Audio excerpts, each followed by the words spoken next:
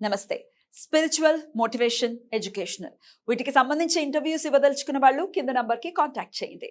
నమస్తే, welcome to our channel. నేను పద్మిని. ప్రస్తుతంతో పాటు ప్రముఖ ఆధ్యాత్మికవేత్త, వాస్తు జ్యోతిష పండితులు జీవీఎల్ఎన్ చార్యులు గారు మనతో పాటు ఉన్నారు. మాట్లాడదాం. సార్ నమస్తే. సార్, విష్ణు సహస్రనామంలో ఉన్నటువంటి శ్లోకాలు మనందరికీ తెలిసినటువంటివే. ఆ శ్లోకాలు 108 పాదాలకి సంబంధించినటువంటి శ్లోకాలు. అంటే 27 నక్షత్రాలు, 108 పాదాలు. మరి మనం ఆల్రెడీ 4 నక్షత్రాల గురించి మాట్లాడుకున్నాము. మృగశిర వారు ఏ శ్లోకాలని చదువుకోవాల్సి ఉంటుంది, అలాగే మీరు పరిహారాలు చెప్తూ ఉన్నారు, అలాగే కొన్ని ప్రక్రియలు కూడా చెప్తూ ఉన్నారు, కాబట్టి మూల మంత్రాలు కూడా చెప్తూ ఉన్నారు. ఏ నక్షత్రాల వాళ్ళు ఏం చేసుకోవాలి అని చెప్తారా అండి మృగశిర వారికి సంబంధించి? శ్రీ గురుభ్యో నమః. ఓం నమో నారాయణి. మృగశిర నక్షత్రం 4 పాదాలు. ఈ 4 పాదాల్లో ఎవరు పుట్టినా ఎలాంటి దోషాలు లేవు. ఇది శాంతి నక్షత్రమే. మృగశిర నక్షత్రంలో పుట్టిన వారు ఎక్కువ మంది వైద్య రంగానికి, వైద్య తత్సంబంధమైన రంగాలు, ఫార్మసిస్టులు గాను, అగ్రికల్చర్ బీఎస్సీకి వెళ్ళేవాళ్ళు కానివ్వండి, మెడికల్లో డెంటల్గా వెళ్ళేవాళ్ళు, ఆయుర్వేదిక్, అల్లోపతి, హోమియోపతి, ఎవరైనా సరే మృగశిర నక్షత్రం వారు వైద్య రంగానికి పూర్తి స్థాయిలో వాళ్ళ జాతకాలు ఉపయోగపడతాయి.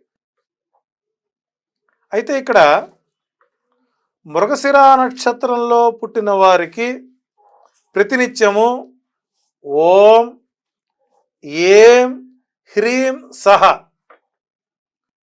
మృగశిరాయై నమః అనేటువంటి మంత్రాన్ని, లౌకిక మంత్రాన్ని పఠించడం మంచిది 11 సార్లు. ఈ మృగశిర నక్షత్రంలో పుట్టినటువంటి జాతకులకి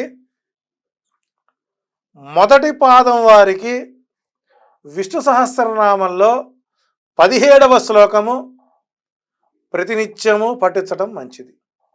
ఉపేంద్రో వా మనఃప్రాంసు అనేటువంటి ఆ శ్లోకాన్ని అవకాశం ఉన్నప్పుడు మీరు బయటికి వెళ్ళేటప్పుడు, అంటే ఇక్కడ మృగశిర నక్షత్రంలో పుట్టినటువంటి మగవారు ఇంటిలో నిత్య దీపారాధన అలవాటు చేసుకోవాలి. ఒకటి. తర్వాత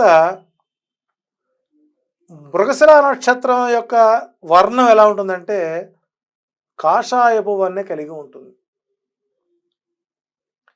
ఈ మృగశిర నక్షత్రం వారు ఎర్రని పండ్లు, మిరపకాయలు కావచ్చు, టమాటాలు కావచ్చు, దానిమ్మకాయలు కావచ్చు, యాపిల్ కావచ్చు, ఆ ఎరుపు సంబంధమైనటువంటి ఏ ఫలాన్నైనా సరే, గుళ్ళో పంతులు గారు ఉంటారు, సీజన్ వచ్చింది, ఎండు మిరపకాయలు, మిరపకాయలు, పళ్ళకాయలు వస్తాయి, చింతకాయలు, పంతులు గారు పచ్చడి చేసుకుని ఇచ్చేయండి. అలా ఇవ్వచ్చా? మిరప పండ్లు తినే వస్తువే కదా అది. అంటే ఇక్కడ నీవు కందులు దానం చేయమంటాం. ఆ కందులు దానం చేసే పరిస్థితిలో వాటిని ఎండబెట్టుకొని, వేయించుకొని, మిక్సీ పట్టే టైం ఇప్పుడు లేదు ఎవరికి. సరే, కొంతమంది కందిపప్పు బయట అమ్మేస్తున్నారు, పక్క కొట్లు అమ్మేస్తున్నారు. దానికి బదులు కందిపప్పు ఏమన్నా తప్పలేదు, అది అనుభవిస్తారు.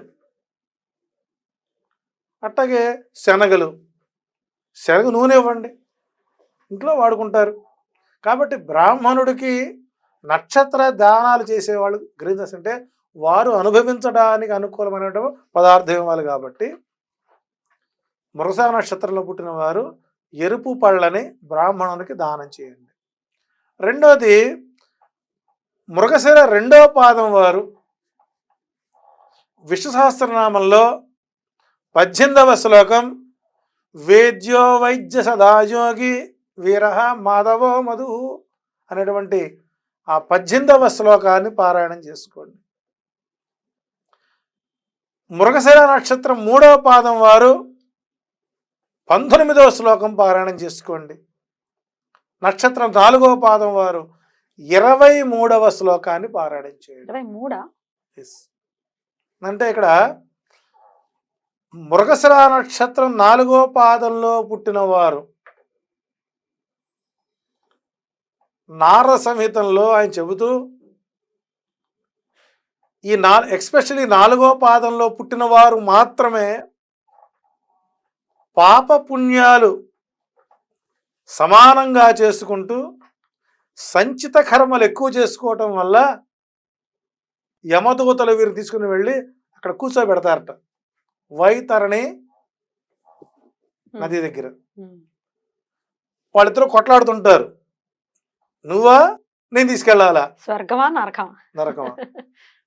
కాబట్టి మృగశిర 4వ పాదం వారు కర్మ సంచితాలు ఎక్కువ ఉంటాయి కాబట్టి వారు చనిపోయేలోగా కానీ వివాహ సమయంలో కానీ పాలు ఇచ్చేటువంటి ఆవు దూడని సహజంగా గోదానం చేయాలంటే అప్పుడే ఈయనటువంటి ఆవుని ఇమ్మంటారు.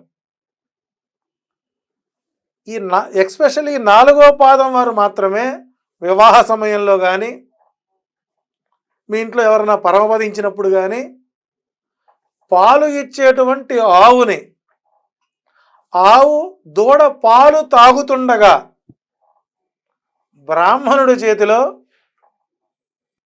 పెట్టి దానం చేసుకుంటే అక్కడ సంచిత కర్మలు ప్రభావం తగ్గి మిమ్మల్ని స్వర్గాధిపత్యాన్ని తీసుకెళ్తానికి దేవదూతలు సిద్ధంగా ఉంటారు. ఒక 4వ పాదం వారు మాత్రమే చేయవలసిన పరిహారం. సో కాబట్టి ఇక్కడ మొదటి పాదం వారు మృగశిర మొదటి పాదం వారు 17, 2వ పాదం వారు 18, 3వ పాదం వారు 19, 4వ పాదం వారు గురుతమోధామో సత్య పరాక్రమ అనేటువంటి 23వ శ్లోకాన్ని పారాయణం చేయడం ద్వారా ఆ గురువు గోరూపంలో నిన్ను మోక్ష మార్గానికి తీసుకుని వెళతాడు. సో మృగశిర వాళ్ళకి వేద్యో వైద్య సదాయోగి, వైద్యో నారాయణో హరి.